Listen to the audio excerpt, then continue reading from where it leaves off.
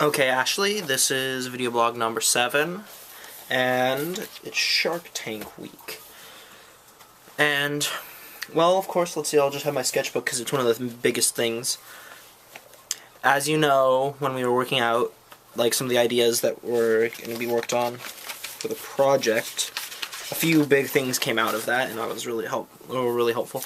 A, this room idea, like, kind of hash out how it's going to look, and also we decided on that I would be mainly working on learning the coding, and hopefully Mark could stack prims, but I think I'll be stacking prims as well because I don't trust Mark.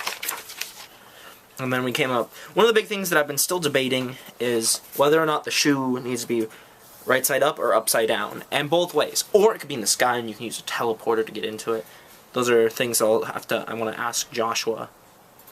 But then one of the things though that I want to have is that room and the entry hall that has all these TVs that we can make, that each one has like a different year for Joshua, like one of his live performances, that way people like know like this is Joshua, and then you'd have some like curtains and stuff, pedestals, lights, all that good stuff. And those are some of the other sketches are pretty much just more doodles like I usually do. Like, I continued the human domino.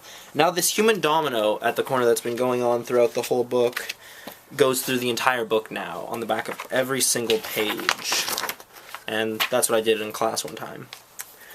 Okay, the Shark Tank was useful, because also we came up with the fact that I need to hopefully get in contact with Desdemona, because I've been constantly getting the email messages and the Facebook things on the discussions going on, and I'm super stoked. I just need to set a finalized date for when we can all meet up, so that way I can talk to Desdemona, and like, she can bestow upon me some knowledge that I don't already possess, so that way I can be like, all the prims, I'll make like a working universe and a sun, and I'll be God. And yeah. And the next part is to talk about is the reading, and I really enjoyed this week's reading, because Luther Blissett, it's like, most people, like, I got a couple emails from people asking me about the reading, and I was like, they're like, who is he? And it's like, he's not a person. He's a whole bunch of people. In essence, he's an alias created by people to do things without people knowing that they're doing them. So like in the case of some of the big examples, like people used him for publishing, for pranks, all these different things. So he wasn't actually a person, more or less the mask put on by people. So that way it shows what they really wanted to do. In the same essence that masks do show your true intent on the inside when you put one on. It shows how you want to be. So with this, people were able to do what they wanted to do by taking on and donning the mantle of Luther Blissett. I'm looking over my computer if you can't tell, because I need to answer questions, because that email you sent out was really helpful. It's like, oh, that focused my reading. Also, the next thing is, one of the things, though, the second question is, did he have a life? Well, yes, he evolved over time. He grew up, did things, even though he wasn't in himself an existent being. But the one big thing is, does a person have to exist for them to be important? And Luther Blissett, no. He's very important in the community. Like, there's portraits of him, people doing all these things, asking all these questions to him. Like, I did a little research online, and like, there's websites that are dedicated to like, this is him, and it's like, he doesn't exist. But because of that, you don't really have to exist to have an impact, which is what I kind of learned from this. And then right now I'm kind of distracted because I'm trying to answer different questions. Let's see, the third question: have people like Luther passed their time, or are they still relevant today? Okay. So in this next part, it's in essence I'll probably stop reading the questions because I'll probably keep talking about it. But okay, the coolest thing though that I found about it was that people would don this alias, the mask of Luther Blissett, and then they go out and do things like messing with the media, printing all these false, like sending in false things submitted by him, and the media was like, oh my gosh, gotta eat it up, and they like overreacted and stuff like that, and they were seeing if they could bring a new level to newsmaking, so that way they would maybe, you know, look at what they're printing instead of just going like, alien robot babies from Mars are invading us because a secret source, Luther Blissett, told us so. Yeah. It's like, that sounds a little bit made up. But he published it. It must be true. Be smart news. But it was the biggest thing that came out of these pranks was the fact that the people that were donning this mantle and trying to do this were trying to get the news to step up, be on a higher level. And when people go to combat a problem such as the media, they usually just don't do it for funsies. They do it because there's a problem. And in the art community, in the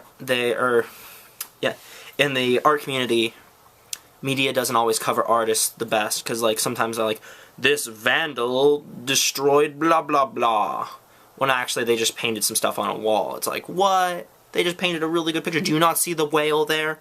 That whale has bacon on its flippers. It's a happy whale. And the news is just like, merp.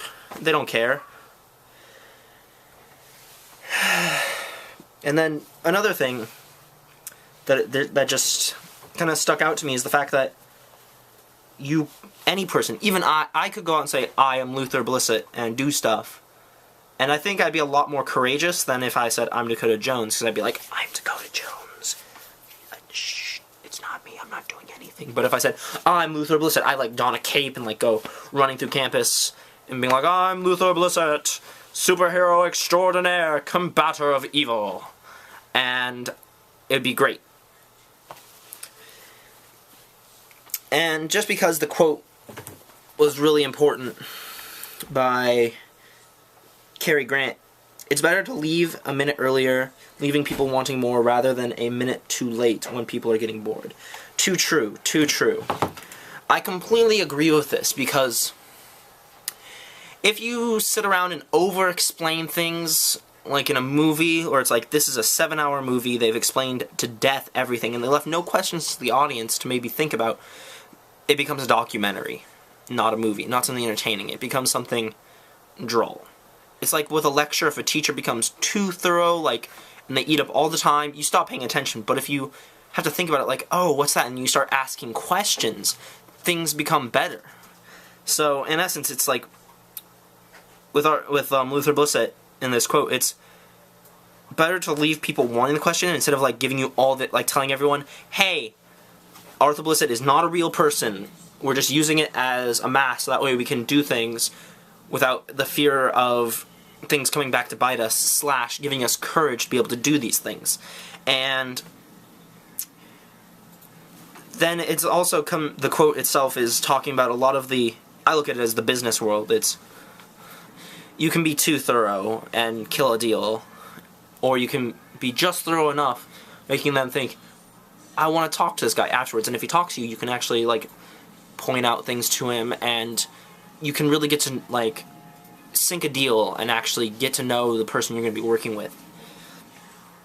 It's always best to leave a few questions than to completely answer it, and thus they're like, okay, all my questions are answered, well, I'll go about my life asking other questions, because that's one of the things that brings us to movies, and to brings us to life, and what brings our interest is we have questions. That's why we go to school. We have all these questions about all this knowledge we don't have. I mean, that's why I took this art class. I'm like, well, I didn't take art to be like, oh, I can draw, I can paint. I took this one because my roommate right over there had this, and I found it really interesting, because when I looked at the class, it raised so many questions. It's like, that's a project? That's art? Oh wow, what is this? And that drove me towards it.